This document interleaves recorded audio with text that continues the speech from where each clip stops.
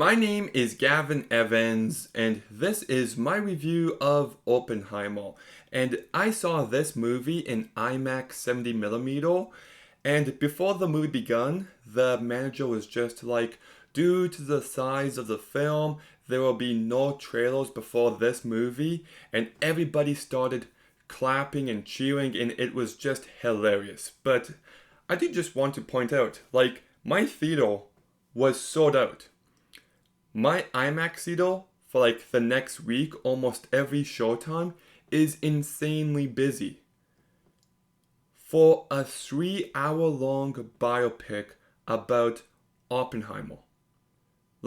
Nobody can get butts in seats like Christopher Nolan. It's just incredible, really. But, yes, this movie, I really liked it. It's a lot to take in, and I'm still processing it. It's not one of my favorite Nolan movies, but I'm certainly very positive on it. Let's begin talking about the cast. And this is Cillian Murphy's time to shine. He got his leading role in a movie of this size, and he does a very good job here. He carries this movie incredibly well, and he also showcases Oppenheimer's emotional range so perfectly. And then you've got Robert Downey Jr. And this is the performance that everybody is talking about. People are already saying he's going to win the Oscar. And I thought he was good. I just don't think he's that good. All of the Oscar talk I just feel like is baffling, to be honest. Still, very good job, but I don't know, too much buzz surrounding him, I would say. Then you've got Aaron Wake, and I thought he did perfectly fine. Matt Damon gave a very good performance. He is the one who brings the most comedy in this movie, and he did a great job with that, but he also plays it straight when he needs to. Emily Blunt is pretty good for the most part, but there's one scene where she really stands out. Florence Pugh, I love in this movie, but I wish she was in it more. Jason Clarke, perfectly fine, but he has one great moment. Kenneth Branagh, perfectly fine, and Josh Arnett. I was watching the movie and I'm like, who is that guy? And then afterwards, I'm like, Josh Arnett. He does a very good job as well, and I'm not going to name everyone else. I'm not going to say Josh Peck and Wardwick because this movie has so many big name actors. And most of them just don't have anything to do. I was watching the movie and I'm like, it's that guy. And it's that guy. But they're in the movie for 2 minutes. Casey Affleck, one of the best actors working today, is in this movie for maybe 2 minutes. Rami Malek won an Oscar a few years ago and he's in this movie for 4 minutes. Just, despite the size of this cast, make no mistake, it is Cillian Murphy's movie every step of the way, and his performance really allows it to work. But not just his performance, also the direction, because nobody does it like Christopher Nolan. Nobody. This feels like the biggest art house movie I've ever seen. It is grand and epic in scale, and my goodness, the constantly changing aspect ratios really worked for me, and I thought it enhanced so many moments.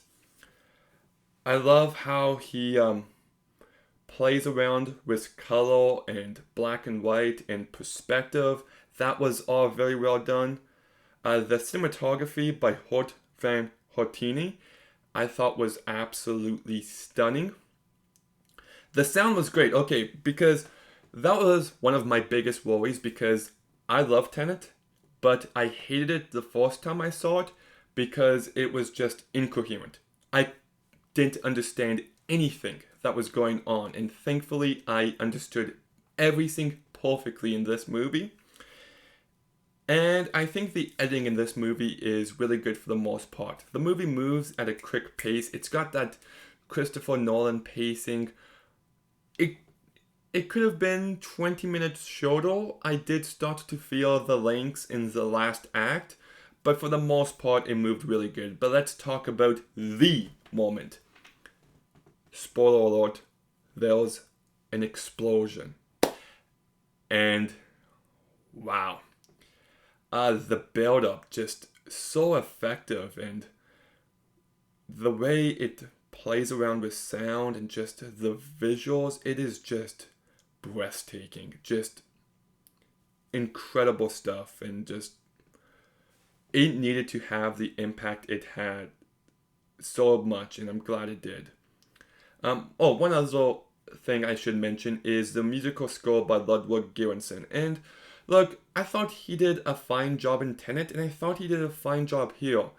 I know it's an unpopular take, but I miss Hans Zimmer in Nolan's movies. I think his work in the Dark Knight movies, in Inception, in Interstellar, and Dunkirk, a movie that I don't even care for that much.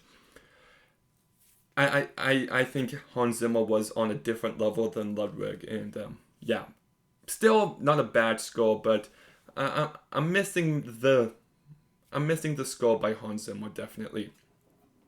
Now, when we get to the actual script, I think this movie does a lot of things really well. Like I said, it's a lot of exposition, just people in rooms talking, and it's very dense and lots to take in. And I think thematically, this movie does have some great ideas at its core. Like, there's these two different stories of loyalty and personal bias, and you get a story of loyalty on a small scale and on a big scale, and personal bias on a small scale and on a bigger scale. And I thought that worked really well with Oppenheimer's character. And I just think everything behind this movie is so fascinating. Like, this weapon was inevitable. It was going to be built. And is he just the scapegoat or not? And how much of what happens now falls on him? And even the progression that this technology goes through. Well, not technology, but this, whatever it is, energy, whatever, you get what I'm saying. The next step is still based on his initial actions, and I just think this movie has so much to explore, and lots of it is really well done. I think some of it could have been done a bit better. I wish we felt the impending doom a bit more. Like, in the final minute, you feel it. But I wanted a bit more for that. So, thematically, it does some things well. I wish it leaned into other aspects, and I do wish that the movie had a bit more of emotional weight behind it, a bit more accessibility. Because with lots of talking, sometimes it can feel a bit too much. I'm like, where is the heart? Where is the soul of this movie? And I feel like it lost it a few different times. And another negative, but it is still a very good character work. And one other negative I have with this movie is the rewatchability. I do not see myself watching this movie as often as I have with The Dark Knight or Inception or The Prestige or Interstellar. It's not of that level, but it's still a damn good movie. I'm still taking it all in. Like, the movie only wrapped up less than 2 hours ago, and and I like to get my review out the day of, so my score could go down a little bit, it could go up a little bit. It's brilliantly directed. The cast is very good, with Cillian Murphy being the standout, thankfully. The one moment has the weight it needed to have. It is just breathtaking. I think the movie is just so huge in scale, and just it's a very ambitious movie, and I don't know how lots of people are going to feel about it, but I, for one, certainly really liked it, so I'll give Oppenheimer a 7.5 out of 10. Okay, have you seen Oppenheimer? What did you think? Let me know in the comments down below. Make sure you like, comment, subscribe, stay tuned for more videos soon, and Gavin out.